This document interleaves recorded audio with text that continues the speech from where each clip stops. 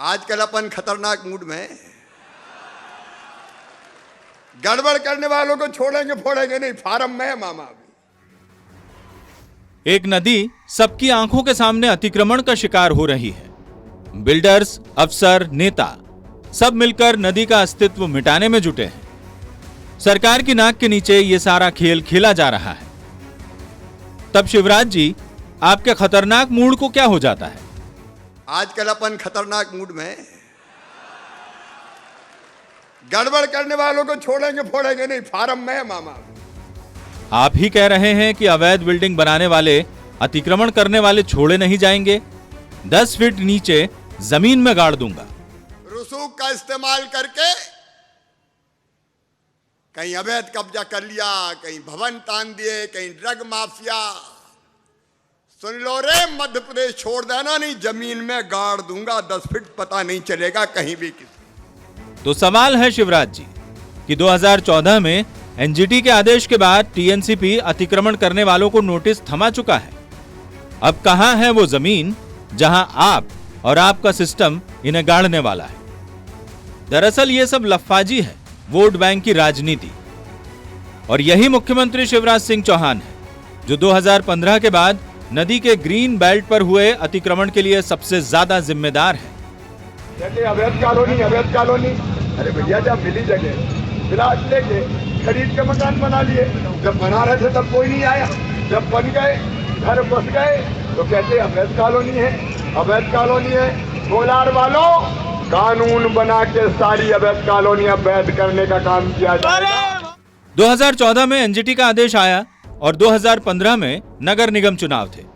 कोलार में चुनाव की आखिरी सभा में मुख्यमंत्री ने एक बयान दिया जिससे ग्रीन बेल्ट पर अतिक्रमण करने वालों को जैसे संजीवनी मिल गई। इस सभा में शिवराज ने बोला था कि कोई माई का लाल नहीं जो उनके रहते लोगों को नदी के मुहाने से हटा सके।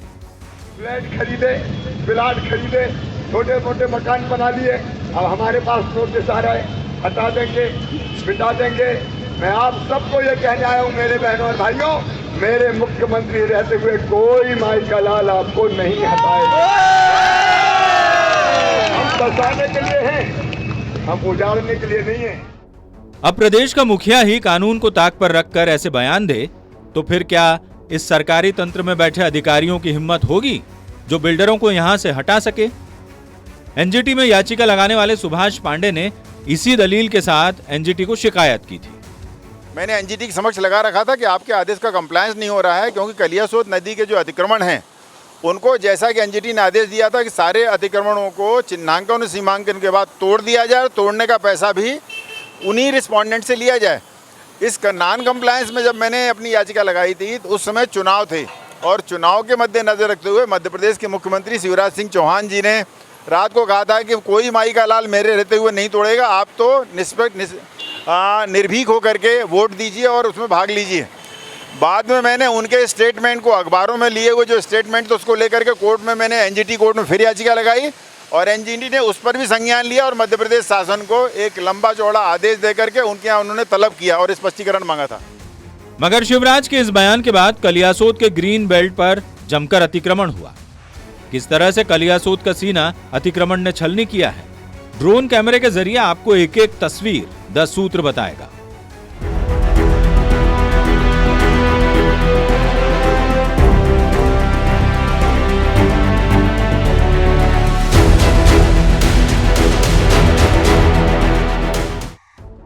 शिवराज के बयान के बाद तो जैसे बिल्डरों की चांदी हो गई।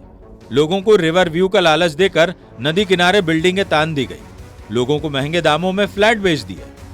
लेकिन हकीकत में इन बिल्डिंगों में रहने वाले लोग ठगे गए। आपको यकीन नहीं होगा कि शहर के जिन हिस्सों से होकर कलियासोत गुजरती है वहां ग्रीन बेल्ट का 70% हिस्सा अतिक्रमण की चपेट में है। और ग्रीन बेल्ट के नाम पर बिल्डरों ने क्या क्या मजाक किया उसकी तस्वीरें हम आपको बताते हैं। पहले समझ लीजिए कि क्या था ग्रीन बेल्ट का नियम।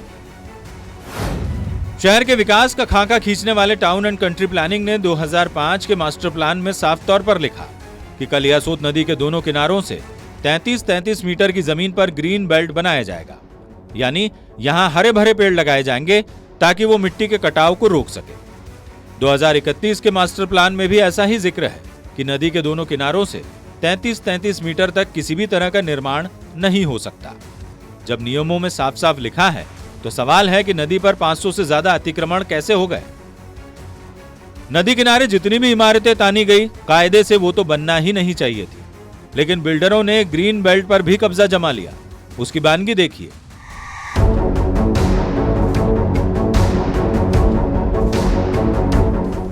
ये भूमिका रेसिडेंसी है, पुरानी सोसाइटी है, लेकिन इसकी पार्किंग ग्रीन बेल्ट पर बनी है। नदी के एक किनारे से 33 मीटर की दूरी नापी जाए तो पूरी पार्किंग ग्रीन बेल्ट में मौजूद है। भूमिका रेसिडेंसी की पहली बनाई गई बिल्डिंग का कुछ हिस्सा भी ग्रीन बेल्ट में आता है। भूमिका रेसिडेंसी को 2 बिल्डरों ने बनाया, जिसमें से एक बिल्डर है हरीश हरपलानी, यानी ग्रीन बेल्ट पर कब्जा जमाने के गुनहगार। अब हरीश हरपलानी से 10 सूत्र ने संपर्क किया और उनसे पूछा कि आखिरकार ग्रीन बेल्ट पर कब्जा कैसे जमा लिया। तो हरीश हरपलानी ने बताया कि उनके पास कोलार नगर पालिका की दी हुई परमिशंस के सारे दस्तावेज मौजूद हैं और अब वो अपनी बिल्डिंग को रहवासी सोसाइटी को हैंडओवर कर चुके हैं। वहीं भूमिका से सटे शिरडीपुरम का सीसी रोड और बंगले भी ग्रीन बेल्ट पर बने हैं। नगर निगम या शिरडीपुरम सोसाइटी ने अपने को बेच दी सरकारी जमीन। सोसाइटी ने प्लॉट बेचे, डिमार्केशन करके दिया, फिर उसी का हमने नगर पालिका से पूरे लीगल परमिशन लिया। अच्छा, उसके बाद सोसाइटी यानी ये शिरडीपुरम वाली? शिरडीपुरम वाली, जी सर। तो हमने तो सर उन लोगों को सेल करके, और सभी के SBI से हर जगह से लोन है, वही लोग जो कर रहे हैं वही लोग कर रहे हैं। हम एक बार हमने सोसाइटी हैंडओवर कर दी और हमने सारे डॉक्यूमेंट उनको सुपुर्द कर दिए। अब दूसरी बानगी देखिए। नदी के सीने पर सर्वधर्म की कई इमारतें खड़ी हैं। फेज 1 और फेज 2 में दर्जनों ऐसे निर्माण हैं जो नदी से सटकर बनाए गए हैं। अब आपको एक और इमारत दिखाते हैं। यह है सिग्नेचर 99। आलीशान तरीके से नदी किनारे बनी इस बिल्डिंग में पार्क भी है और स्विमिंग पूल भी। लोगों ने रिवर व्यू, पार्क और स्विमिंग पूल के लालच में यहाँ फ्लैट्स खरीद लिए, मगर हकीकत में ये नदी के ग्रीन बेल्ट का हिस्सा है। सिग्नेचर 99 को बनाने वाले बिल्डर है पी राजू। द सूत्र ने पी राजू को मैसेज किया कि आखिरकार क्यों उन्होंने लोगों को मूर्ख बनाया और ग्रीन बेल्ट पर कब्जा जमाया। पी राजू ने मैसेज देखा जरूर, मगर कोई जवाब नहीं दिया, यानी वो कुछ कहना नहीं चाहते। द सूत्र की टीम सिग्नेचर 99 के दफ्तर भी पहुंची और बिल्डिंग का लेआउट और तमाम कागज मांगे, तो भी गोलमोल जवाब ही मिला। एनजीटी ने जो वो मारा था, कुछ हिस्सा उन्होंने बताया था, वो पार्क जो है आपका पीछे था। हाँ। क्लब हाउस कह लें या स्विमिंग पूल कह लें, जो भी कह लें, वो उसमें। तो ये कंस्ट्रक्शन तो 2014 के बाद हुआ होगा ना? वो 2014 से पहले का नहीं है ये कंस्ट्रक्शन? यार ये तो अभी है नहीं। अच्छा, नहीं अपडेट तो बताया होगा ना? अपडेट तो दिया वो होगा। तो खुद पेपर देख के चलो ना, उनके जो पेपर होंगे क्या हुआ था क्या नहीं हुआ था, उनको जितनी जानकारी थी उनका आदेश आ गया था बाहर में। अच्छा, कुल मिलाकर साफ है कि बिल्डरों ने अपनी मर्जी से जहां मौका मिला वहां बिल्डिंग तान कर उसे बेच दी। यूं कहें लोगों को ठग लिया। ना तो ग्रीन बेल्ट इनके लिए मायने रखता है, ना ही TNCP के नियम। ये तो हमने केवल आपको एक बानगी दिखाई है। कलियासोत का कत्ल करने वाले गुनहगार और भी हैं।